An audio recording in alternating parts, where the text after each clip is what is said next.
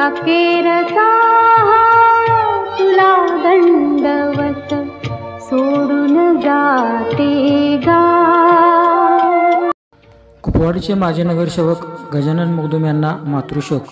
कुपवाड शहरातील शिवप्रेमी मंडळाचे आधारस्तंभ व महापालिकेच्या वार्ड क्रमांक 2 मधील माजी नगरसेवक गजानन मगदूम व कुपवाड शहर शिवसेनेचे माजी शहर प्रमुख पैलवान महादेव मगदूम यांच्या मातुश्री श्रीमती सोनाबाई रामू मगदूम यांचे आज शुक्रवार दिनांक 2 ऑगस्ट रोजी निधन झाले।